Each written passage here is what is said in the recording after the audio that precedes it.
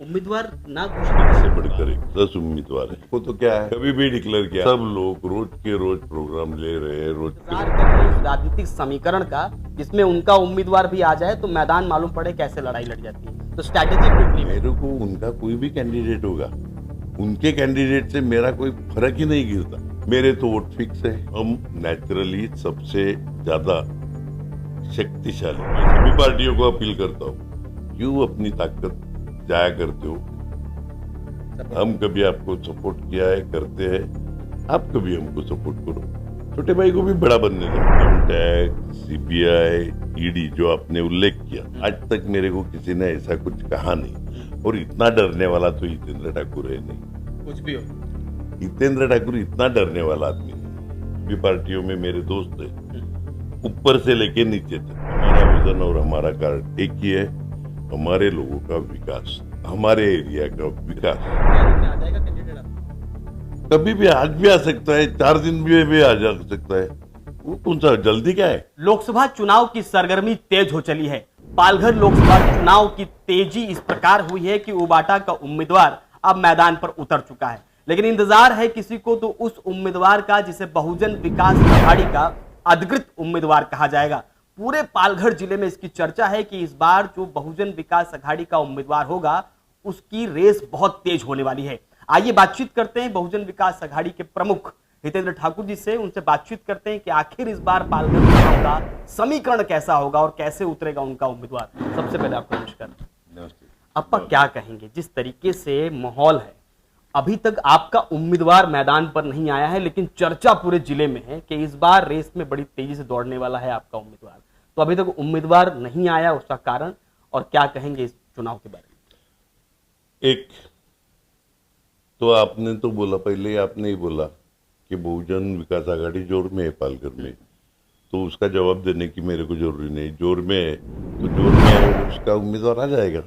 उम्मीदवार ना घोषित करने की ना घोषित करने की हमारे पास 101 10 उम्मीदवार है, एक से बढ़कर एक 10 उम्मीदवार है। तो हम कार्यकर्ता से चर्चा करते, हम देखेंगे क्या करने का, क्या नहीं, कौन बराबर है, कौन गलत है। उस हिसाब से जो टॉप का कैंडिडेट होगा, लोगों को पसंद आएगा, ऐसा कैंडिडेट।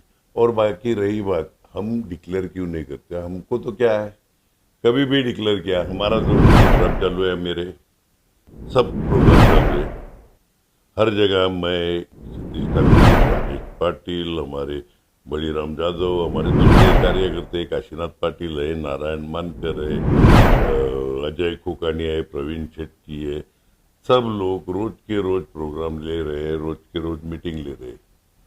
लोगों से कार्यकर्ता एक्टिव है, कार्यकर्ताओं की 10 जगह मीटिंग हो गई। क्या कहते हैं कार्यकर्ता? कार्यकर्ता बोलते हैं लड़ेंगे, कैंडिडेट आप फिक्स करो। कैंडिडेट सब लोगों ने मेरे हाथ में डाल दिया, मेरे गले में डाल दे। तो मेरे को फिर भी कार्यकर्ताओं से डिस्कस करना पड़ता है। भले उन्होंने सब अथॉरिटी मेरे को दी, लेकिन उनके साथ कौन अच्छा बिहेव करता है। कार्यकर्ता बोलता है हमारा क्या है, हम आपको पकड़ेंगे।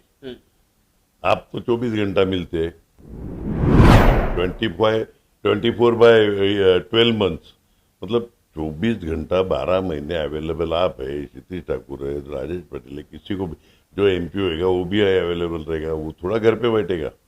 बोलता है आप फिक्स करो, फिर भी मैं टटोल रहा हूँ। अब यहाँ पर कहा जा रहा है कि आपका उम्मीदवार इसलिए घोषित नहीं हो रहा है क्योंकि भारतीय जनता पार्टी यानी महायुति की तरफ से आपको कोई संकेत नजर नहीं आ रहे हैं। आप इंतजार कर रहे हैं उस राजनीतिक समीकरण का जिसमें उनका उम्मीदवार भी आ जाए तो मैदान मालूम पड़े कैसे लड़ाई लड़ जाती है। तो स्ट्रैटेजी फिट नहीं बैठ रही है। स्ट्रैटेजी मेरे को उनका कोई भी कैंडिडेट होगा, उनके कैंडिडेट से मेरा कोई फर्क ही नहीं गिरता। मतलब महाविकास आघाड़ी का कौन सा है, महायुति का कौन सा है, और कोई पार्टी का कौन सा है, मेरे तो वोट है।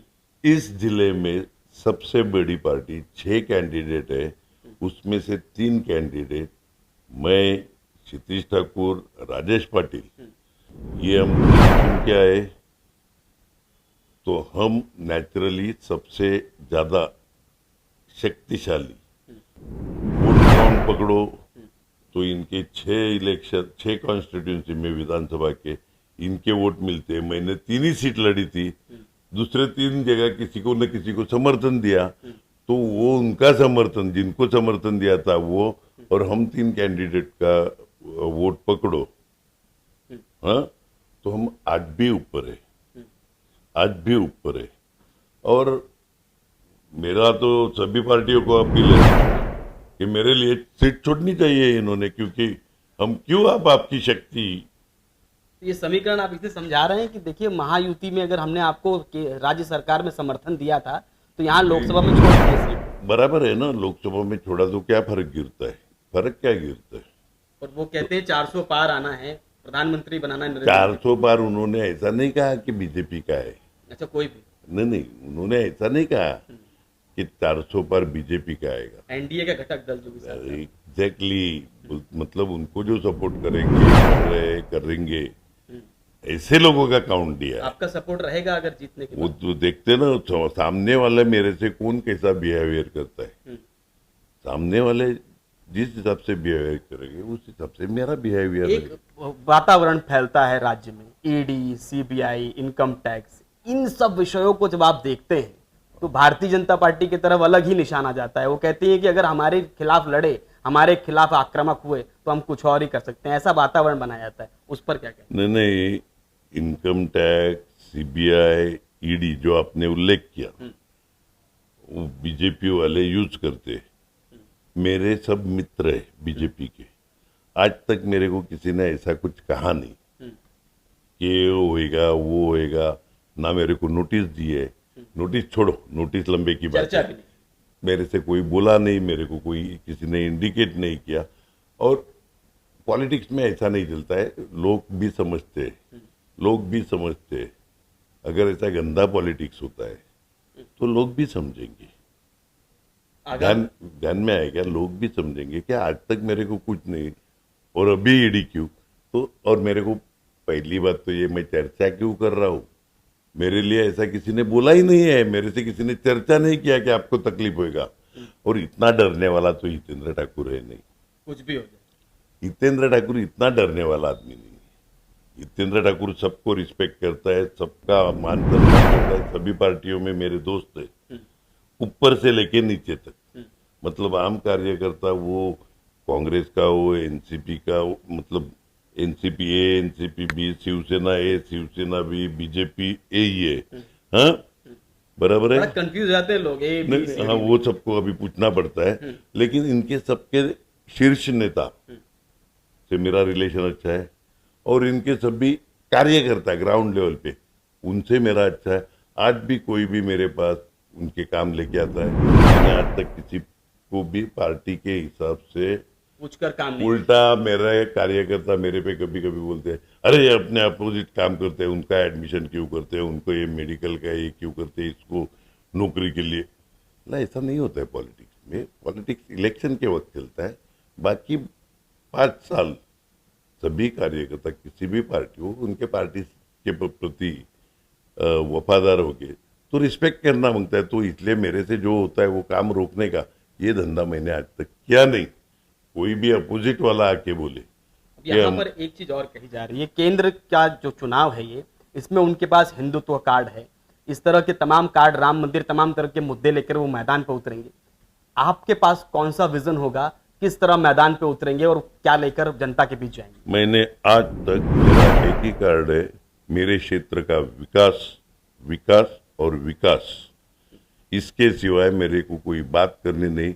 मैं आज तक मेरे 90 से लेके आज किसी भी पार्टी पे क्रिटिसाइज करके, उनको नीचा दिखा के मैं ऊंचा ऐसा दिखाया नहीं। मैंने क्या किया है, मैं क्या करने वाला हूँ, मुझे क्यों वोट दो। मुझे मतलब ग्राम पंचायत में भी मैं वही रखता हूँ कि ग्राम पंचायत के काम, नगर पालिका भी में वो, पंचायत समिति, जिला परिषद हो या एमएलए, मेरे खुद की इलेक्शन हो या एमपी की, हमारा विजन और हमारा कार्ड एक ही है, हमारे लोगों का विकास, हमारे एरिया का विकास। निवर्तमान सांसद जो पहले के थे उन्होंने काम किया? मैं किसी पे पहले अभी 1 मिनट पहले बोला कि मैं किसी पे क्रिटिसाइज करता ही नहीं, वो छोटा है इसलिए मैं बड़ा, ये धंधा मेरा नहीं है। वो मूल्यमापन जो है वो आम जनता करेगी, किसने क्या किया वो उनका एजेंडा रखेंगे, मैं मेरा एजेंडा रखूंगा, जनता पे छोड़ूंगा क्या आपको किसको वोट देना है। 2-4 दिन में आ जाएगा कैंडिडेट आप? कभी भी, आज भी आ सकता है, 4 दिन में भी आ जा सकता है, वो कौन सा जल्दी क्या है। हम तो घूम रहे हैं ना, हम लोगों से कनेक्ट टूटा है क्या आज तक? आपको एक आदमी बोलता है कि आपके सामने 10 मिनट में बाहर बैठा था, 100 लोग मिल के गए मेरे को, 4 मीटिंग कर ली मैंने, खड़े खड़े बैठे बैठे, तो मेरा तो कनेक्ट चालू ही है ना। क्षितिज का चालू है, आपने दूसरे आमदार, अपने तीसरे आमदार राजेश का चालू है, मैंने बोला काशीनाथ पाटिल, नारायण मानकर, हमारे एक्स MP बलिराम यादव, प्रवीण शेट्टी, बार बार कितना बोलूं मैं, सबका कनेक्ट चालू है। कभी भी उम्मीदवार आ सकता है। मेरे को क्या कार्यकर्ताओं से बात करने की है, और मैं सभी पार्टियों को अपील करता हूं, क्यों अपनी ताकत जाया करते हो।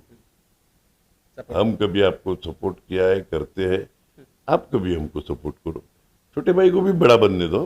चलिए, धन्यवाद। ये थे हितेंद्र ठाकुर, इनका साफ तौर पर कहना है कि इस बार के चुनाव में, चलिए ठीक है हम बड़ी पार्टी है, जिस तरह हमने काम किया है, आप बड़े, लेकिन इस बार छोटे भाई का सपोर्ट किया जाए। देखना होगा लोकसभा चुनाव में उम्मीदवार कब कैसे कहां उतरता है और मैदान किस प्रकार सजता है। आज के लिए इतना ही, धन्यवाद।